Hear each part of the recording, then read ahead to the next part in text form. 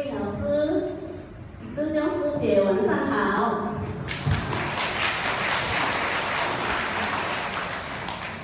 我叫秀珍，我学传声学，现在今天是上的高级班了。不过我学到传声学，老师开学的第一天，我回到家里帮我的孙调整那个咳嗽，因为他看医生有2个多月，咳嗽一直不会好，看很多医生也是吃很多药，也是不会好。当我第一天来学传声学，老师帮我开穴道后，回家我就帮他调第7，还有背部这边，我跟他调到大概是10分钟，他就睡觉了。这天起来，他说：“阿嬷，为什么我今天起来一直泻肚子，泻了2次？”我就跟他讲，可能你的毒素排出来了，你不要怕。我今天还要再去学，我要去问老师，说是什么情形。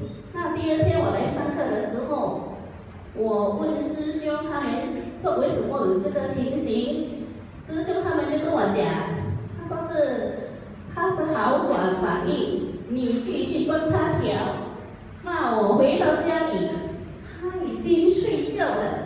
那他在睡觉的时候，我就一手放在他的头第7的穴道，还有他的第5穴道。隔天起来就讲，阿嬷，你昨天跟我调，我今天起来想吐就吐，想吃什么就吐就吐，又泻了很多次的肚子。我就说，哎呀，不要紧啊，可能你就好了咯，你就帮看医生了咯。本来他2个多月一直咳嗽，看很多医生不会好，医生还跟他讲，如果今天你不好，我要送你进医院了。我就跟他讲，惨了，你中地狱了。他就，哎呀，你不要乱讲，你也是很怕吗？我说不要紧啊，现在已经好了，没有事情了咯。后来我学这个传声学，我们上课6天，回去的时候我就什么事情都跟我女儿讲，我们今天学什么东西，学什么东西。到了2号，我们是7月25号上课的6天，到了8月2号，我去百货公司买东西，要想吃蛋糕，走到那边，一位妇女扶住一个先生在那边，整个人就晕倒下去。我说赶快啊，赶快叫那个人，你一直接他走，一直接他走。那我的东西马上丢在地上，我就用气跟地势跟他调，这样不到10分钟，那个先生说：“哎呀，我好了。”他说我好了，我好了。我说OK， 那我就以为那个是他老婆，我就跟他讲，李先生他不是，是我弟弟，因为他是住在你里面的。今天我是没有看书，我就带他出来走，可能他紧张就这样下去。我说哦，原来是这样。后来就送他，跟他姐姐讲做德士，我送他回去。去到车站，德士来了，他会上去坐车了，我很高兴，我就送他回，跟他的姐姐讲送他回家。不过我过了马路呢，就打电话跟我女儿讲，我说现在很神奇嘞，我跟老师讲你这个是你的机会来了。那我就很高兴了，我坐在那边自己不知道什么，一直哭，哭到不会讲话。他说为什么你太紧张了是吗？我说不是嘞，很奇怪嘞，救到人了。因为老师说你的机会来了吗？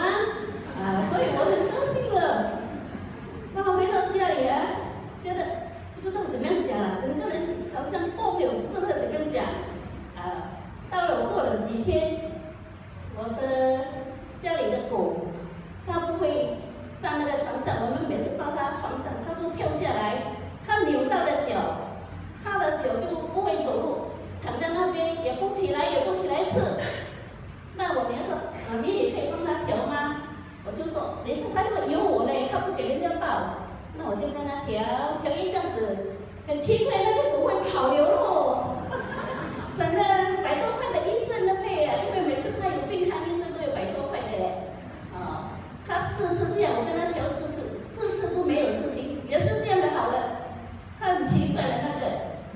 后来我有一次，我的女儿在家里嘛，妈咪，我的腰齿很痛的，你可以帮我调吗？我就跟她调地气，跟她的痛这边我跟她调，不到10分钟，她就跟我讲，哇，好了好了。我在帮她调的时候，她一直流眼泪，她跟我讲，为什么我一直流眼泪？我说是不是你痛是吗？她不是，她自己流出来的。那我不知道怎么办好了 ，OK 了，不要紧啦，她就去。没有事了，到全部我跟他调4次，他第1、第2、第3，他说妈咪回家了，我都牙齿很痛啊，我已经订医生了，我又去给医生做，医生说要等9点，半夜你订医生，哪里有医生来给你调呢？等到起来7、8点，他跟我讲，你可以帮我调吗？不然我等一下怎么样去开会，我牙齿这么痛。我说 OK， 7点多8点我就跟他调，也是调不到20分钟。他说我好了，比医生还快嘞，不用吃药了就已经好了嘞。他就去开会，他现在都没有事情了，很高兴的。他说哇，传神学很棒哦，妈咪，到时你可以介绍我去学。我说好，不过他没有空，没有机会来学，因为没有人看店啊。后来我的家里那个店里那个橱柜的锁头，它里面是坏的，我们不知道。后来我们要去开店，人家看里面的东西，一直开不出，左邻右舍拿那工具来帮我们开，也是开不出。那他就跟我讲，他去上网找那个开锁头的人来开，只是开而已，有50块哦，那没有帮你做。他就跟我讲，10点半早上他会来帮我们做。我说 OK， 我10点就跑去店里了，早上起来，我就一踏进门，我开门了，我一双手这样按一下，手都插进去，我马上给开了，我很高兴哎。我就打电话回去，快点啊，你看叫那个人不要来开锁了，我们的锁头已经我开出来了。他说我这么神奇啊，好啊好啊，我去跟他吃掉，叫他不用来了。你看这么神奇呢，这个长生鞋，可是按一下他就会开了。我很高兴，因为这个谢谢我们的魏老师给我带来这些好像意想不到的长生鞋，真是很好的，谢谢魏老师给我新加坡人带来这么好的，谢谢。好，大家记得这个师姐的样子哦，这样有什么锁头？